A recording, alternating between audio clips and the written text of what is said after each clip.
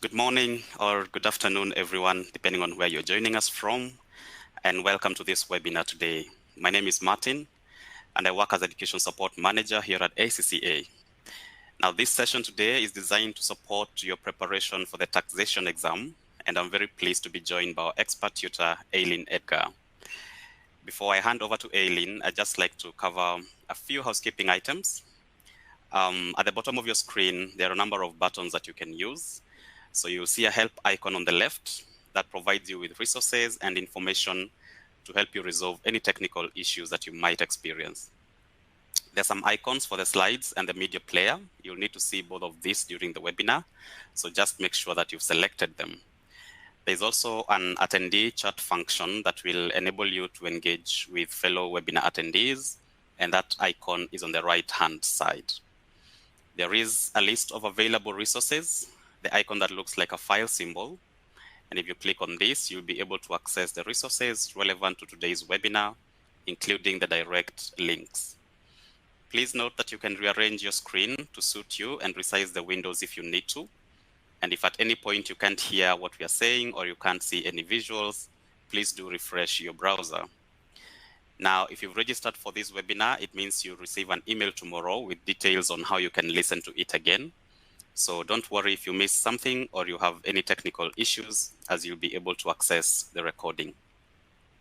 I'm going to hand over to Aileen in a moment, and if you'd like to ask ACCA or Aileen a question, then please click on the Q&A button, which is the middle icon at the bottom of your screens. And please note that we can't guarantee responding to everyone directly, either verbally or via web chat, but we hope that the questions that we respond to will be helpful to everyone. Much welcome once again, and now over to you, Aileen. Thank you, Martin. Hello, everybody. My name is Aileen Edgar, and I've been a tax tutor since 2008, and I've worked for a number of different professional accounting bodies in the UK, along with many learning providers. As well as doing these expert tutor webinars with ACCA, I also teach online through FME Learn Online. Now today, what we're going to go through in this session is we're going to look at some exam tips using examples of past exam questions. We're going to discuss the importance of mocks. We're going to cover some of the most frequently asked questions that we get around the taxation exam. And then there will be time for some live Q&A at the end as well. Before we kick off, I would like to get an idea from you about your feelings about a mock exam, because we will talk about this later on, about how important it is. But we've got a little poll here that I'd like you to pop an answer for. Are you looking forward to attempting a mock exam? Yes or no? I think I know what the answer is going to be, but let's see how it looks. Now, a lot of times people feel that they're not ready to do a mock exam, and so are a little bit nervous about it, but I promise you it's one of the best things you can do to prepare for the exam. So I'm hoping that if you haven't already tried a mock exam in preparation for your December exam, that it is something that you will put on your agenda after this session. So let's see what the results are. Let's see if the results match up with what I think they're going to say. Oh, there we go. It doesn't match up. I thought most people would say they're absolutely not looking forward to attempting a mock. So I'm really delighted to see that actually the majority of you actually are. Perfect. Great. But for those of you who are feeling a little bit nervous about it, hopefully by the end of this session, you'll feel more confident in giving that a go. Okay, so we're going to start off today by looking at some tips for the exam, particularly around the objective test questions in section A and section B of the exam. So I've got an example question here on the screen for you, and this comes from one of the practice papers on the practice platform. So we've got a company here, Acasta Limited, own 75% of the ordinary share capital of Barge Limited and 100% of the ordinary share capital of Coracle. Barge owns 75% of the ordinary shares of Dow, and Coracle owns 51% of 8. So there's a lot going on in this question. And group questions do tend to be a bit more challenging for students. So let's work through this together. The question itself is, which companies, along with Coracle, are within ACCA Limited's chargeable gains group? So that requirement is telling you that we already know that ACCA and Coracle are in the same chargeable gains group together. And we've got 4 options for our answer, and we're going to look to pick the right one. So I want you to have a look at this. Think, can you spot what the chargeable gains group is and which of these is the right answer? Now I'm going to move on to look at some reminders, and then we'll look at the solution together. A wee reminder about chargeable gains groups. You need to have at least a 75% relationship directly at each stage, and you need to have more than a 50% relationship indirectly. Now that is different to a 75% group relief group, and students can get confused between the two.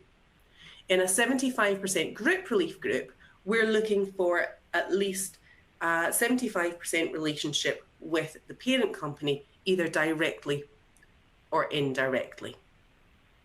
So let's look at that question we were talking about.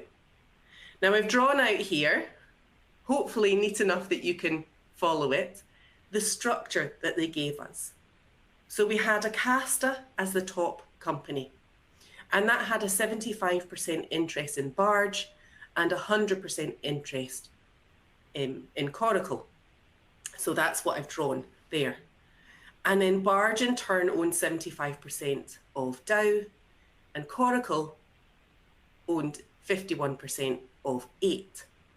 So if you draw the ownership going down the page, then that helps you to identify the different groups. Now here we're looking for chargeable gains groups. We're not looking for a 75% group relief group. We're looking for a chargeable gains group.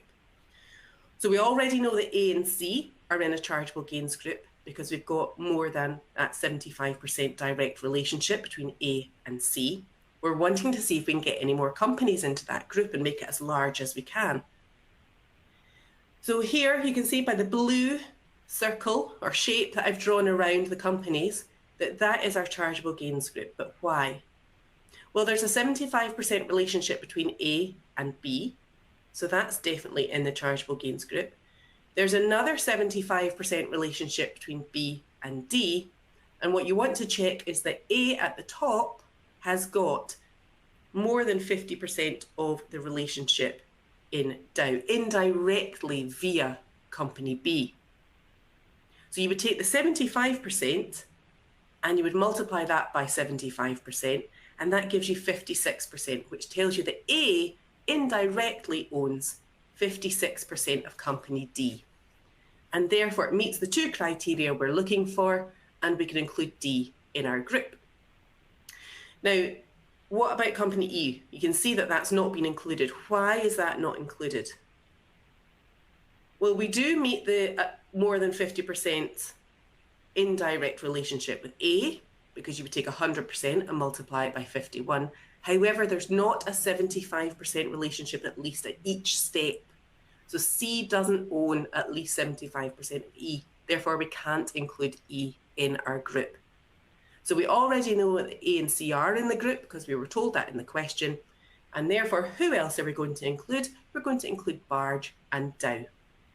So that's why that is the correct answer. So groups, definitely an area to cover in your revision. Another question I wanted to go over with you is to do with inheritance tax. And in this one, we've got Nadia, who died in 2004, leaving her estate, which was valued at £275,400. Now, Nadia left 50% of her estate to her son, and the other half she left to her husband. Her husband then died in 2023. We're told neither of them made any lifetime gifts, and we're told what the nil rate band is back in the year that Nadia died. And what's our requirement?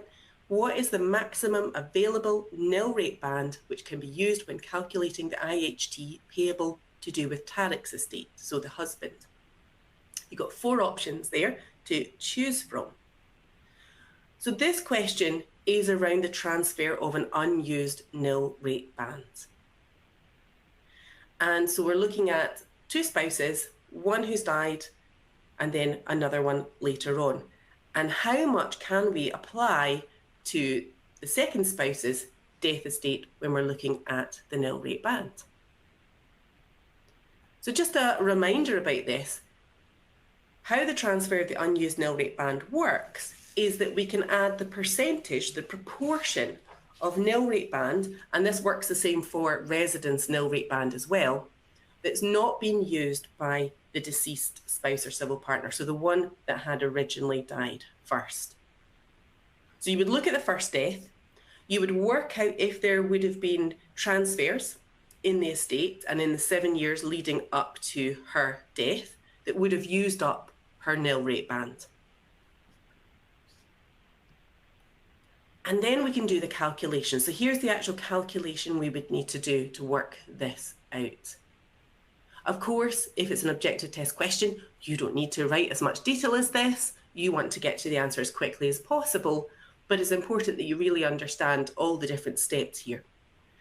So we know that the nil rate band at Nadia's death is 255,000. We're told that in the question. We're told that she leaves half of her estate to her husband. That means half of her estate is going to be covered by the spousal exemption, and the other half is then using up her nil rate band. So the unused nil rate band that she has available at the date of her death is 117,300. Now that's not the amount that we're going to add onto the nil rate band for the spouse, the second spouse. It is the percentage of the nil rate band from her death that's not been used. So that's where it's important that we know that the nil rate band when she died was 255,000 because it's different to what it is now. So how much of the nil rate band went unused? 46%. So 46% of her nil rate band at the time wasn't used. That's the amount of today's nil rate band that can be added on to Tarek's. There. So that's actually giving Tarek more than a £325,000 nil rate band. He's got his own nil rate band, plus he's got this extra amount from his spouse. But the important thing here is that it's not the amount, the pound amount, that hasn't been used by the first death. It is the proportion of the nil rate band from the first death that hasn't been used. That's what we use to add the extra nil rate band on. Okay.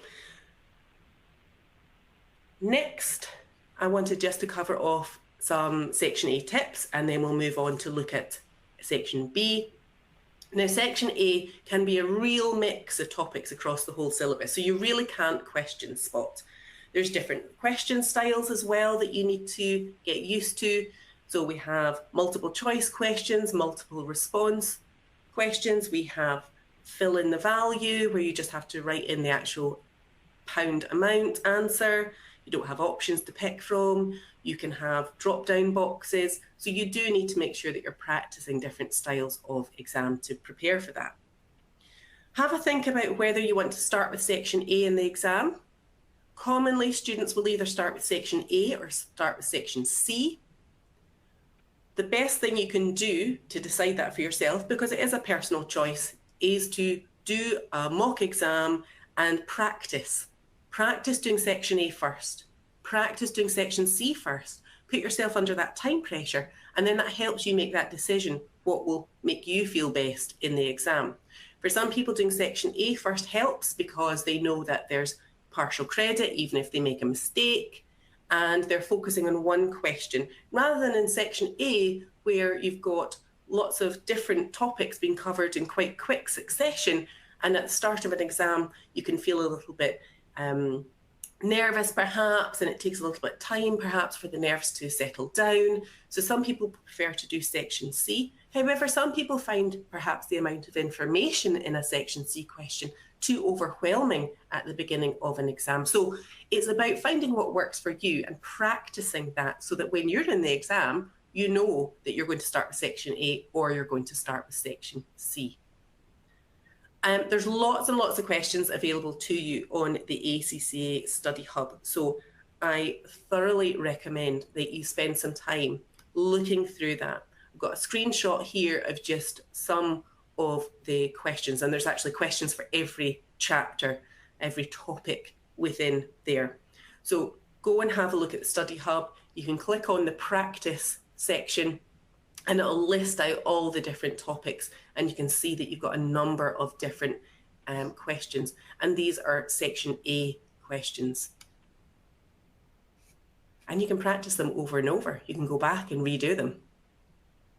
Now, what about section B then? So in section B, remember you've got 3 cases.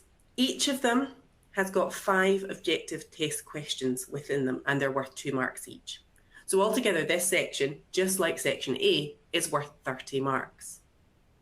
Now, often, but not always, but often, section B covers capital gains tax, VAT, and inheritance tax. And although that is often the case, it isn't always the case. So don't go into the exam presuming that it will look like that, because it might not. But I would say that the vast majority of times, those are the topics that are covered. Now, within section B, there'll be a fairly decent amount of information that actually covers all of the questions, all 5 of the questions that you'll be doing for that topic. And pay attention to the way that it's presented, because quite often the information is presented in the order of the questions. So say it's about 2 different individuals, which sometimes it is. You'll see that maybe the first 2 questions are on individual 1, and then the next 3 questions are individual 2. And you can see in the scenario information that the examiner has split up the information with headings that way, which means that you don't have to go and read all of the information first of all before you look at the questions. Now, you can, though, if you want to, attempt the questions in section B in any order you wish. So those 5 questions under capital gains tax, for example, if that came up, you don't need to do question 1, 2, 3, 4, 5 in that order. You could decide, actually, I'm going to do question 4 first because that's a narrative and I feel really strong on my narrative for capital gains tax, whatever it might be. You can do that. Remember, there is a flag the answer option within the exam, so you can click on that and come back to any questions that you have missed. But just be aware that the scenario information is often in the order that the questions appear. So in terms of managing reading the information in the exam and using your time effectively, it might be better for you just to work through the questions in order. And again, there's lots of questions available for you to practice. You can go to the ACCA Study Hub, and again, if you click on practice, you'll find them under OT case revision questions, and you'll see there's 135 of these questions available for you to practice, which is a great number. So make sure that you're making use of these free resources that are available to you to help you with your question practice, not only now, when we're a month away from the exam, but in the lead up, in the next few weeks, and in that last week before the exam, go back and try questions that you've tried before. See how you've progressed. Now some general tips then. Time management, absolutely crucial for this exam. You're wanting to allow 1.8 minutes roughly per mark. So what does that mean? It means for section A, you're wanting to give yourself about 50 minutes or so, 50, 55 minutes. Same for section B, and section C, you want to give yourself a bit longer, 70 minutes for that across the 3 questions. In terms of section C, albeit there's 2 questions that are worth 15 marks and 1 that's worth 10 marks, I personally think that you should split your time pretty equally between the 3. And the reason for that is this 10-mark question quite often has a number of different tax issues that maybe somebody wants help with. it tends to be more about tax planning or giving advice. So I recommend you spend a little bit extra time thinking and planning for that question, even though it's worth less actual marks. As I mentioned before, decide which section you want to do first. Do that before you go into the exam so you're prepared and it's one less decision you're having to make. Use the practice platform and the Study Hub resources for question practice and getting you used to how the exam will look. There's lots of great technical articles available as well on the ACCA website that you can go and look at. Remember, practice makes progress. I don't think it necessarily makes perfection. You don't need to worry about perfection, but you do want to be making progress. And where you're making mistakes, take a note of them, go back and practice those questions again and see how you are progressing and how you're learning and how you're going to stop making those mistakes. And it's about progress. And as I was saying earlier, sitting a mock under exam conditions is a fantastic way to prepare for your exam. So at least one of those in the run-up to your exam. And so I've said it a few times, but honestly, they are one of the best things you can do to prepare for your exam is to do a mock. The good things about it is it helps you to practice before the real thing. Practice how it feels to be nervous. Practice how it feels to find your tax tables. Practice thinking about the order. So when I was saying about trying section A first or section C first, practice it. See how it makes you feel. You'll be better prepared for your real exam then. There's going to be a mock available to you next week so that you'll be able to go into that in the practice platform and use that as one of your practice sessions before the real exam. So I thoroughly recommend you do it under timed conditions, put your books and your notes away and give it your best shot. There are also two practice papers and a specimen paper on the practice platform as well. And those have been updated to the new Finance Act. So you know that you can use that for your exam in December. I highly recommend that once you're in your revision phase, that you actually spend almost as much time reviewing your answers as you did doing the question in the first place. And that's so you can learn. It's about learning, why did I miss something there? So maybe a section C question. Why did I not put that point down there about, the date that something was due? Go back and look at the question. And then you might see, oh no, they did actually ask for that and I missed it because I was rushing or I didn't go back and read the requirements. Maybe it's a technical issue. Maybe it's an area of weakness on a particular topic area.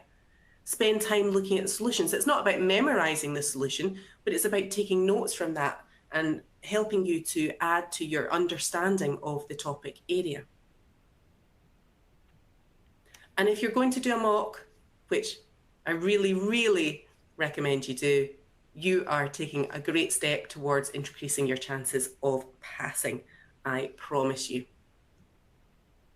So now we're going to move on to a little pre-recorded video of, I'm going to go through some of the most frequently asked questions we get around taxation and the exam. While that video plays, I'm going to be jumping into the Q&A inbox. I'll be having a wee look. I can see there's questions come through. So I'll go through those, pick out some to answer once the video has stopped playing.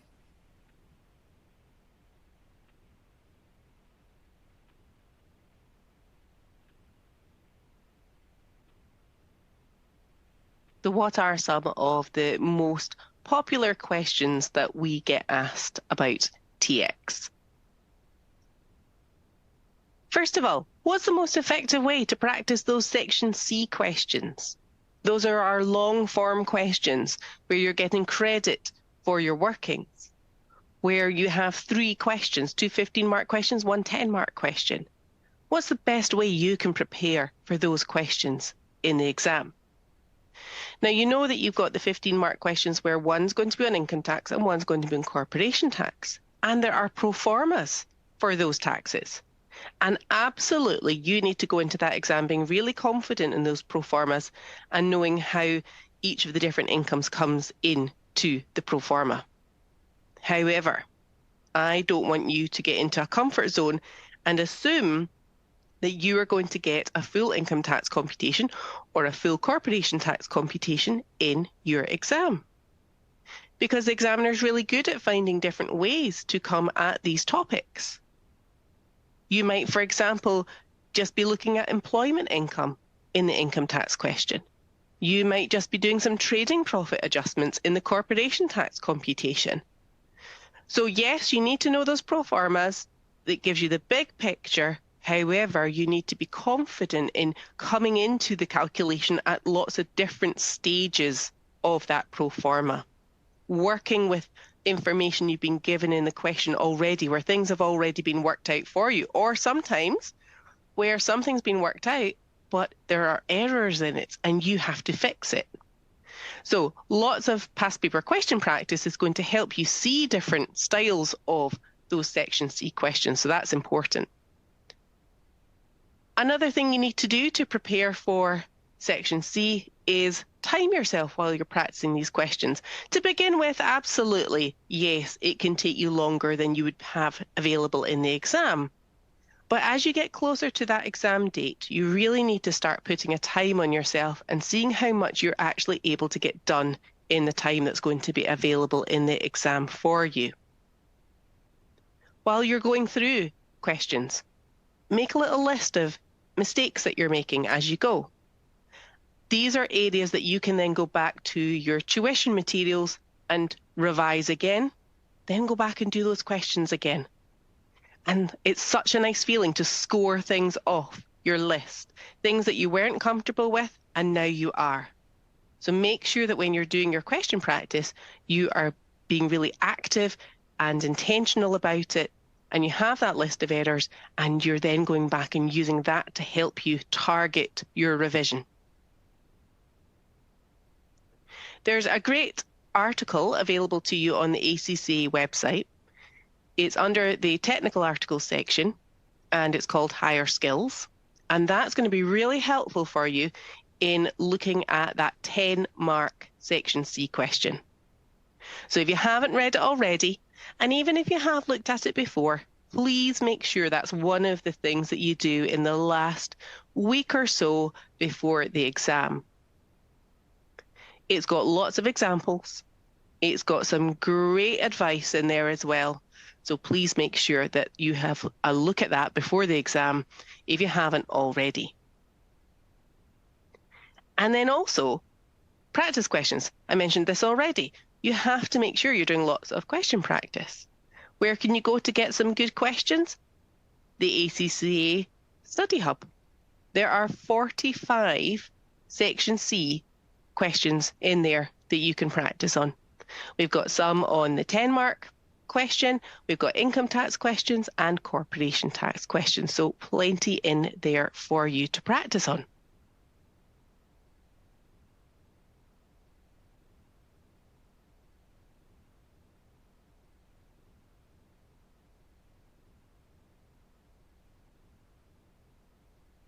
Okay, another question then.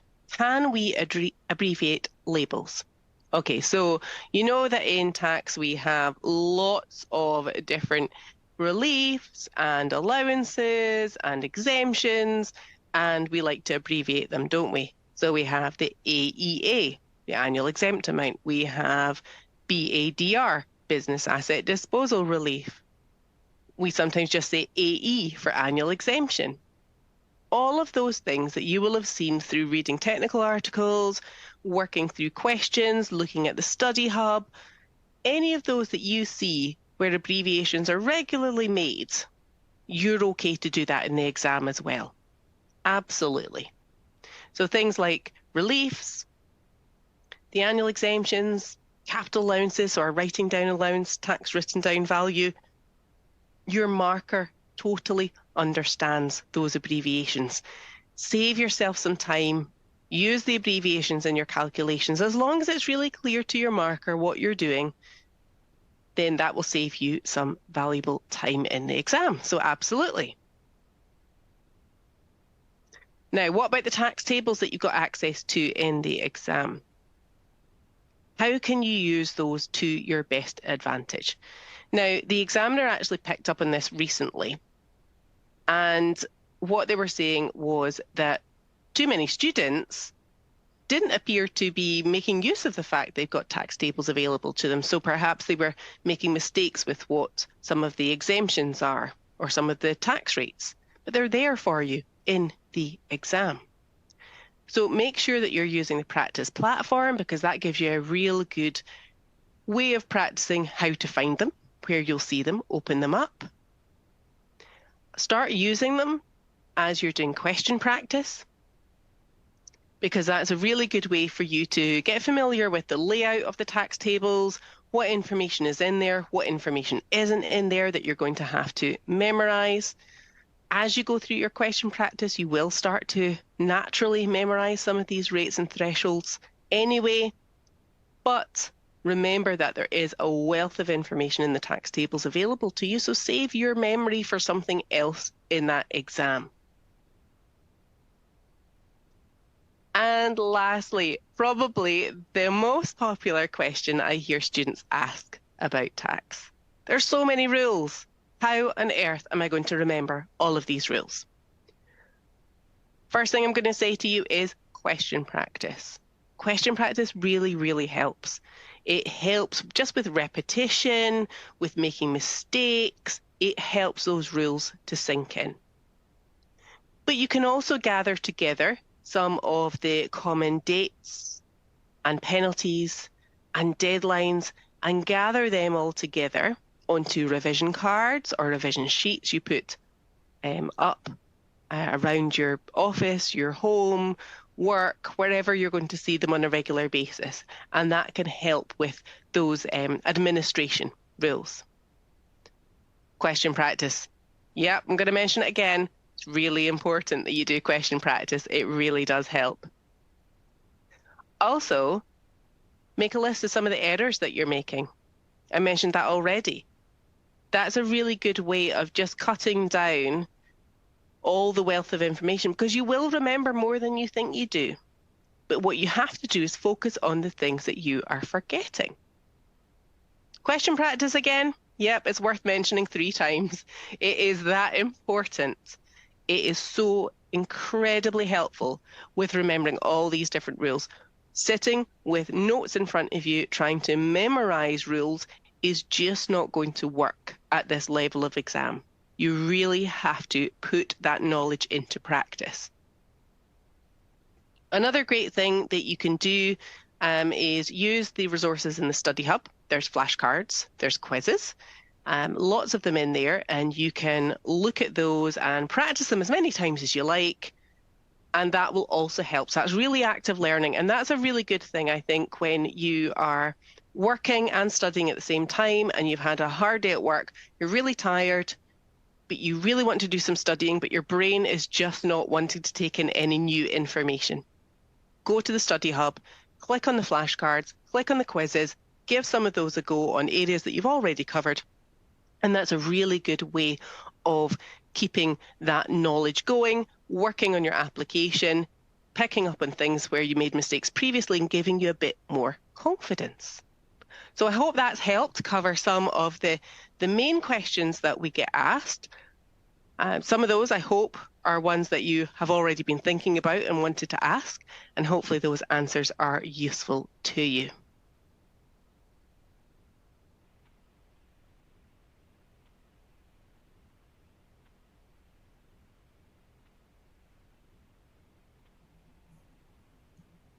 Okay, hopefully that did indeed cover a number of the areas that you already had questions on. But while that video was playing, lots of you were asking questions into the inbox as well. So I'm now going to just go through as many of those as I can get through in the time that we've got available.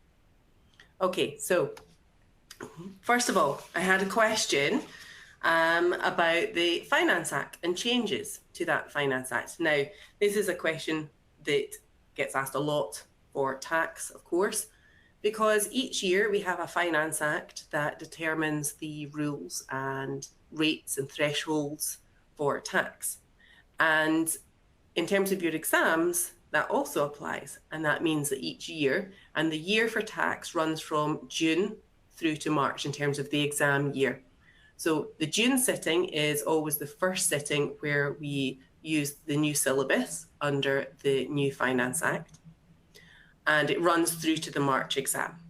So for your December exam, the syllabus is exactly the same as it was for the September exam and the June exam this year. So it's not going to change. And it's also going to be the same for March. So just in case sometimes people are thinking, I hope you're not thinking about resets, but if it's a worry for you, the December exam and the March exam, March 24 exam, will have the exact same syllabus. Now, students do worry about changes. Now, if you have sat this exam before, this tax exam, and maybe you sat it originally under a previous Finance Act, you might be wondering, as this student has asked about, what changes have there been? Now, the first thing I can say to you about this year is not much. There's actually hardly any changes. We're currently being examined on Finance Act 22. So if you've previously sat the exam under Finance Act 21, the good news is hardly anything changed in the syllabus. Hardly anything changed in the tax rates, thresholds, etc. that you would already have learned. This has been a really quiet year in terms of tax changes. Now, next year, from June onwards, that's not the case. There's actually quite a lot changing next year from June onwards in terms of our exam. But having said that, it's never the case that everything has been changed anyway. So even in a year where we've got quite a few different areas being affected, the core principles of what you already know will still hold true. So what specifically has changed in Finance Act 22 compared to previous Finance Acts then? The main things to watch out for, if you previously sat under Finance Act 21, or even Finance Act 20, because there wasn't much change between those two either. But between Finance Act 21 and 22, the main things that changed were the dividend rates, they changed, and the national insurance rates as well, and thresholds for national insurance changed. The best thing you can do, though, about that is use your tax tables, because all that information is actually on your tax tables. So if you previously sat under Finance Act 21, and perhaps because you've done lots of question practice, you were really used to what the different rates were, just make sure that you're referring to your tax tables whenever you do one of those questions. The core principles are exactly the same. It's just the numbers that you use in your calculation that are different. So use the tax tables. Don't rely on your memory when there's tax tables that you have access to in the exam that you can use. So very little, to answer your question, has changed, but a really great place you can go for a bit more detail on that is if you go into the ACCA website and you go into student resources and you go to the page that has all the tax UK resources on it, you'll see that there are technical articles. If you click on the technical articles link, at the top of that, you'll find a couple of articles. You'll find the higher skills article that I mentioned in the video, and also you'll find the Finance Act article.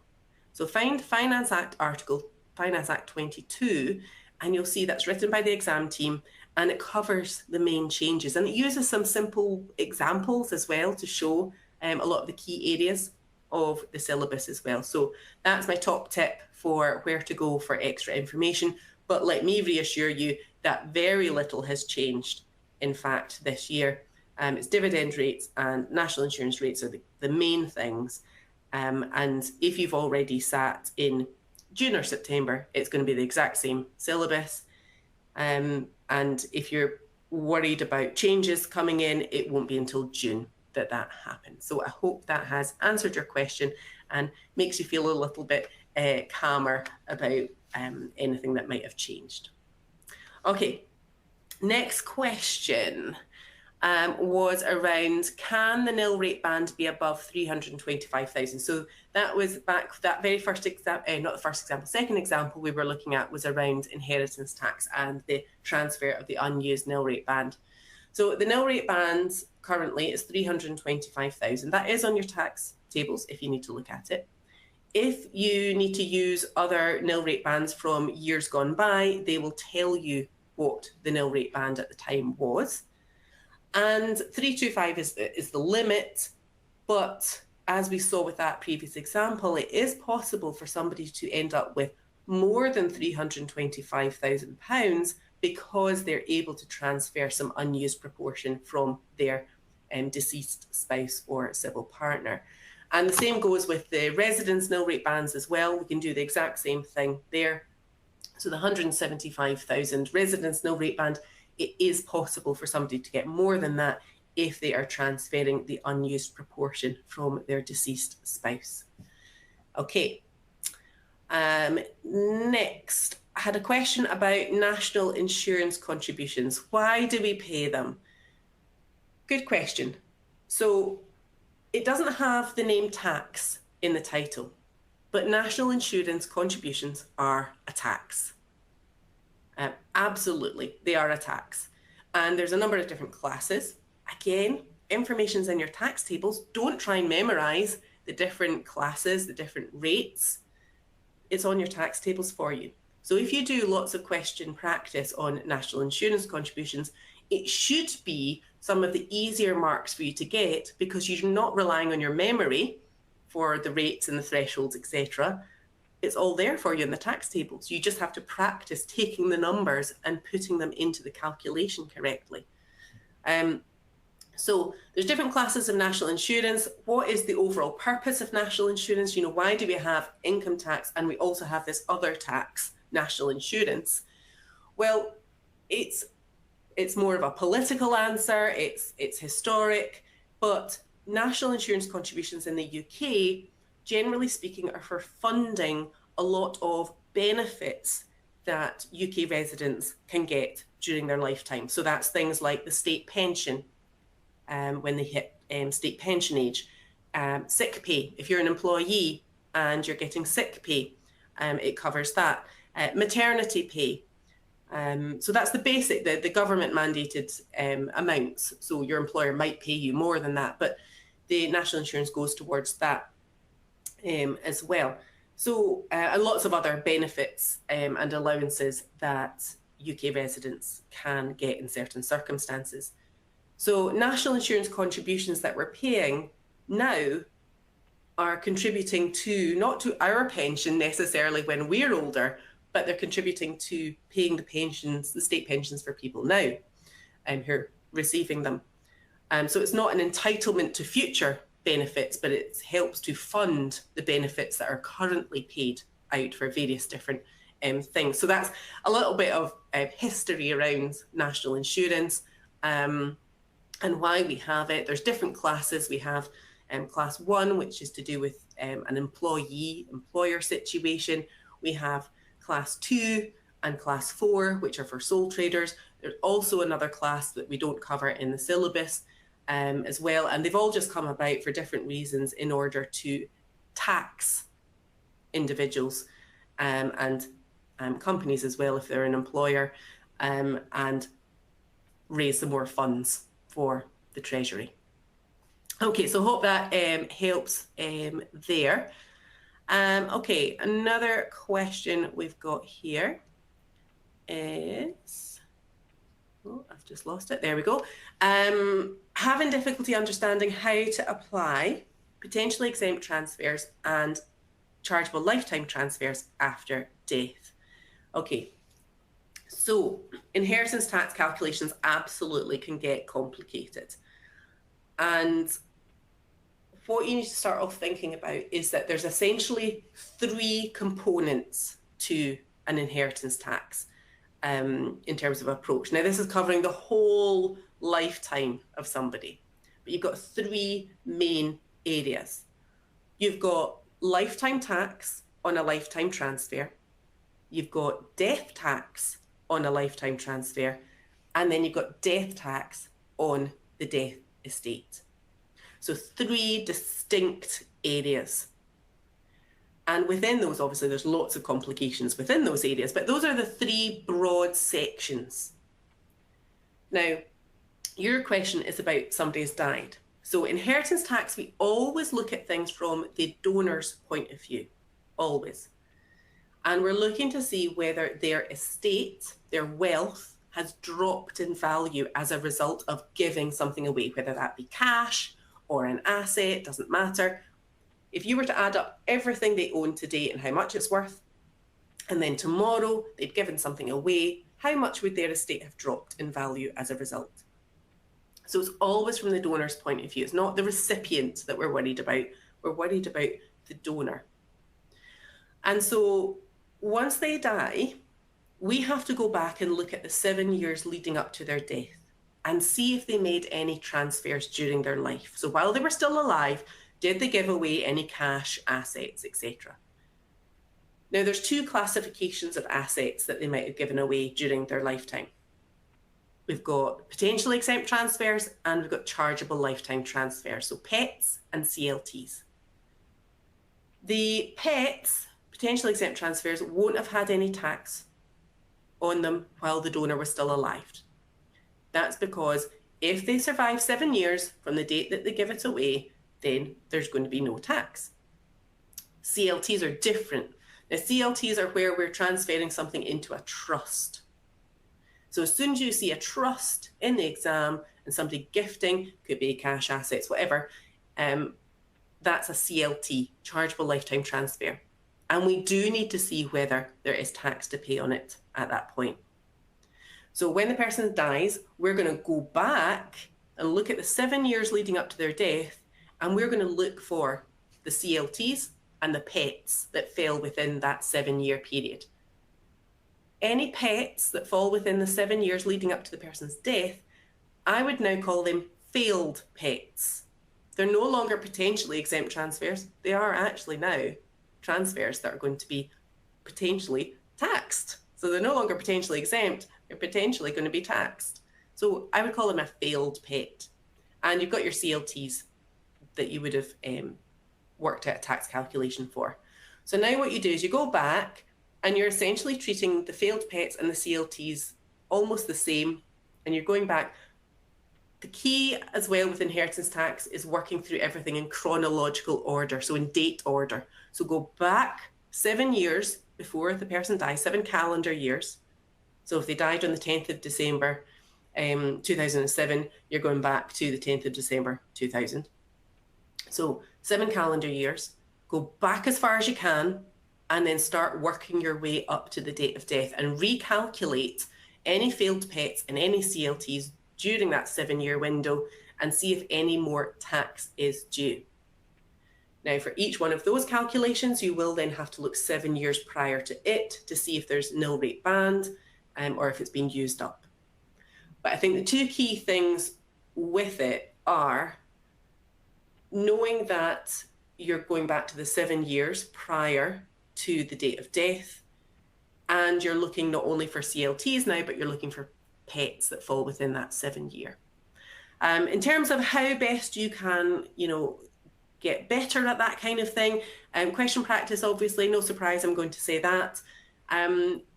Question practice, learn from that, make mistakes, look at how you're structuring your answer as well, because sometimes what I find with students is they try and deal with, when somebody's died, they try and deal with everything all at once. Don't.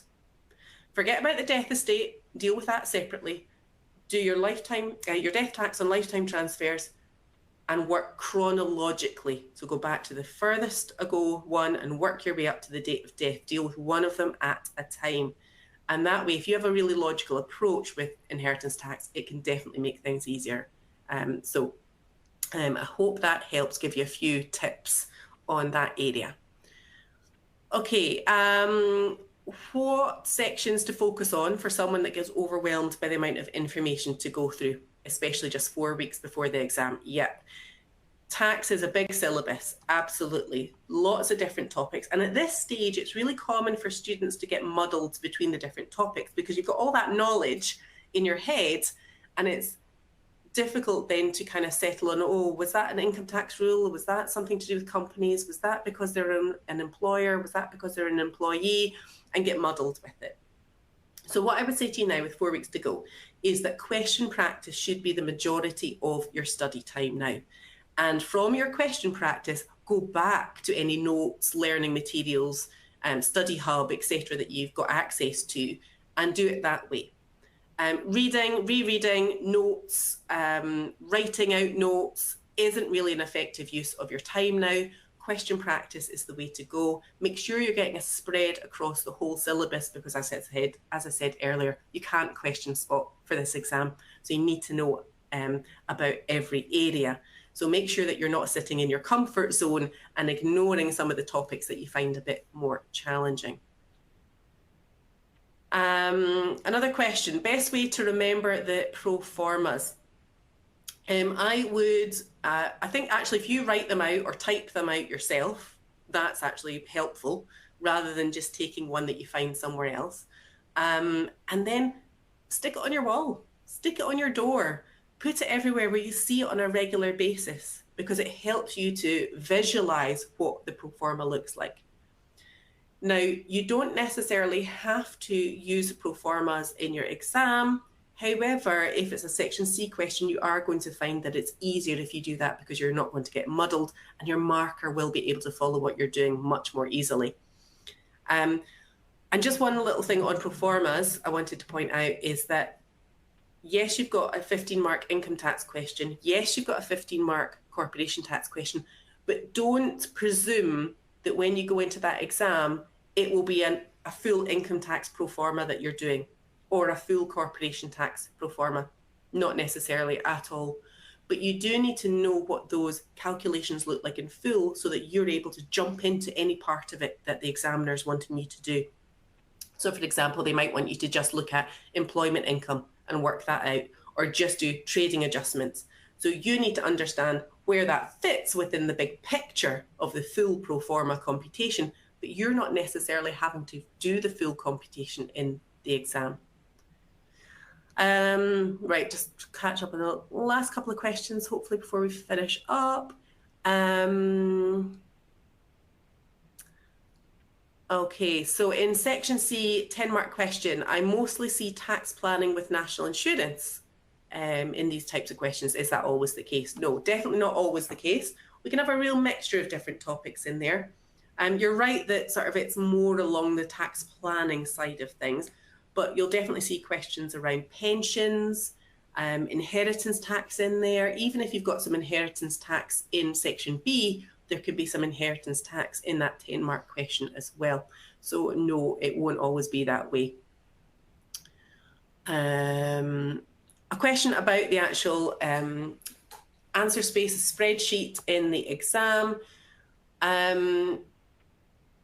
If you need to do bold, etc., underlining, tips on typing speed, that type of thing, yes, you do need to be quite quick and comfortable with typing and layouts. And the best thing you can do then is use the practice platform and some of those mocks and specimen papers to help you practice laying out your answer.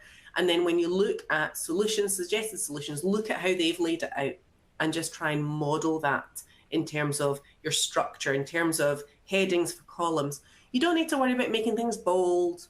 Underlining's great if you can, but it's not essential. If you have laid out your calculation really neatly with labels, so it's not all just a list of numbers and it's not all the numbers in one cell, but you have put labels down the side, the marker will be able to follow what you've done.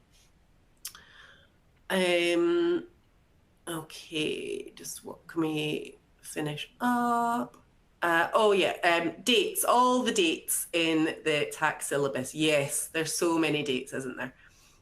Again, I think this is a good exercise for you to do, create yourself, is a list of the key dates. You'll then find that a lot of them are the same across different taxes. A lot of the same goes for penalties and things like that. There is actually a lot of common themes running across those. And therefore, if you create your own revision notes, but just pull together all the dates, you'll actually see that you don't need to remember as many as you think you do.